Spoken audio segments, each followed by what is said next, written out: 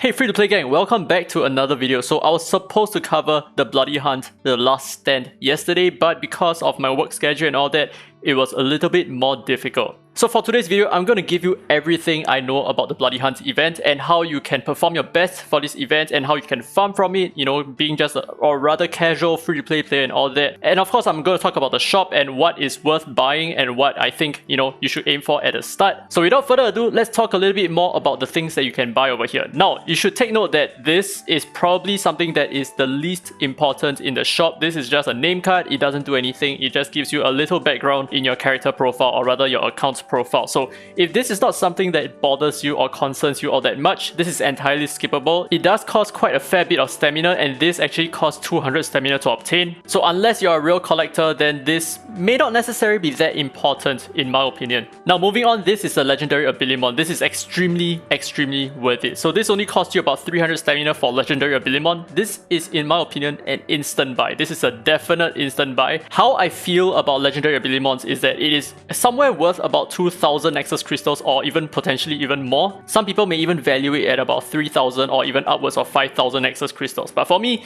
I want to be a little bit more conservative. I'm going to put it at the lower end of 2,000. But even at 2,000, this is extremely worth it. And then obviously next we have the legendary Starymon. This is also going to cost you about 300 stamina to obtain. But I've done the math before in a separate video that legendary Starymons are worth somewhere around 350 stamina, so to speak, assuming you already had an abundance of fodder. So this has a lot of value. So we're definitely going to buy it off the shop. And then next we have the flow records and the gold records, and it is exactly the same cost as in the basic merit shop previously, right? So this is clearly a must buy. Definitely try to get your hands on all of these. So there you go, I've already made the purchase over here. And finally, we are down to, you know, the blind box and the story voucher. So from my experience using the blind box over, especially from the basic merit shop as well, it is decent. Maybe the gold side of it is pretty decent, and maybe sometimes you can get like rare Starymons and all that, which is kind of nice. But in my opinion, I think this is kind of like the final purchase that you want to make. It's more like if you are not sick of the event yet, then you know you may want to invest more stamina into purchasing more blind boxes, but it's not so much of a rush. I mean, it does have pretty decent stamina to reward ratio, so make the purchase if you can. But for me, I'm just going to buy everything from the shop and make the most out of my event. So there you go, this is the result of 9 blind boxes, and as you can see, every average blind box is going to give you about,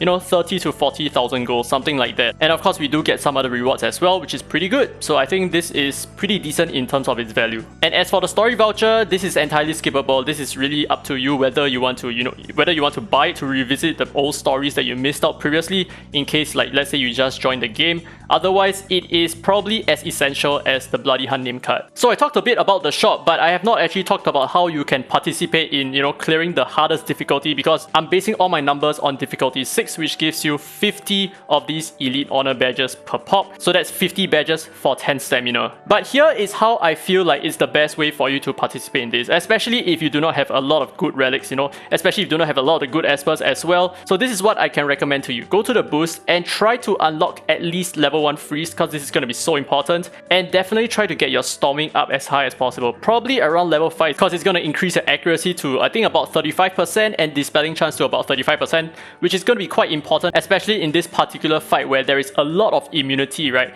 Now the reason why I'm suggesting you to go for the freezing effect as well, having multi-hitters on this fight is going to be very important for several reasons. Number one, multi-hitters allows you to strip a lot more buffs based on the storming boost effect, and at the same time, multi-hits also allow you to freeze more efficiently. So every single hit that you're dealing has a percentage chance of freezing the enemy, and at base level 1, that's a 6% chance, and obviously it goes up by I think about 2% every single upgrade. So do try to get those upgrades up as much as you can. So essentially what I'm running over here is a bunch of multi-hitters. So Zora is going to be free because you can use the Zora trial over here.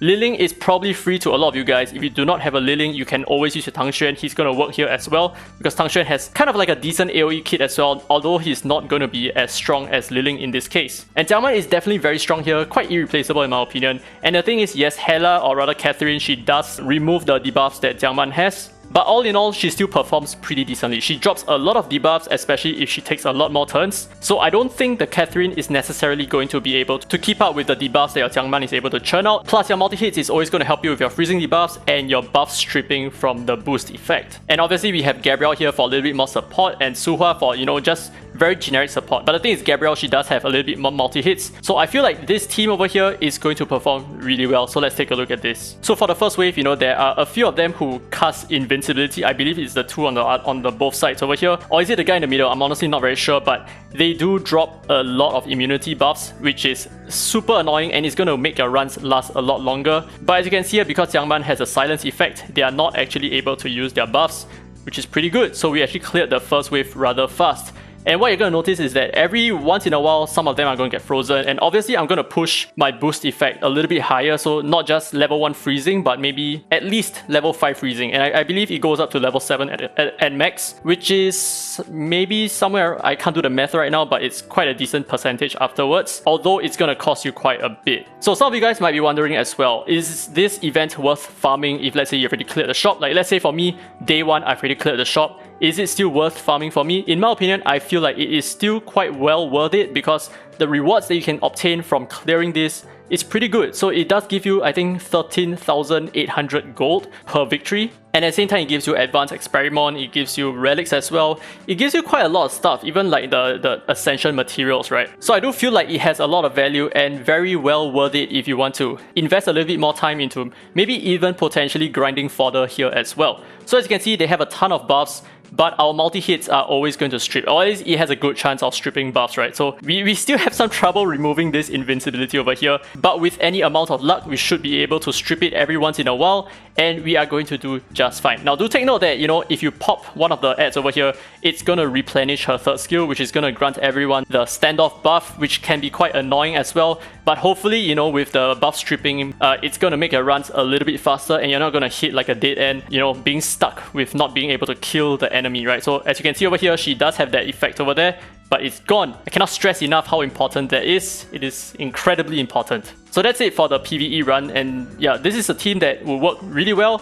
If you need a little bit more healing, which you might definitely need, especially if you're a newer player, then you can definitely opt to replace, like let's say you can remove Jiangman. Maybe Jiangman is like the weakest link over here, and just put in a healer, like let's say a Hengrui for example. So that was like 2.5 minutes. It's pretty decent, but I'm sure that we can definitely make it a lot faster. For me, I can definitely remove Gabrielle. I do not necessarily need Gabrielle over here. This is probably the most generous event that I've seen thus far in the game in terms of what you can obtain from the grind itself. And maybe before we end off the video, here is what your max level commission platform is going to look like. It caps out at level 10 and you get about 15 resources per hour and 10 of these boost, what's it called, boost crystal? Yeah, boost crystals per hour as well. So don't forget to claim it. This will help you with like your progression as well. So if you're stuck at a lower difficulty, the commission plus the boost is where you're going to improve a lot, right? So like for example, this is why I'm able to get synergy level 7, which is pretty good. So whenever any allied expert attacks, I have a 45% chance of summoning my Zora to attack as well, which is pretty cool. So you just play around with all the power boosts over here, you know, just upgrade whatever that you find is necessary for you. But my own recommendation is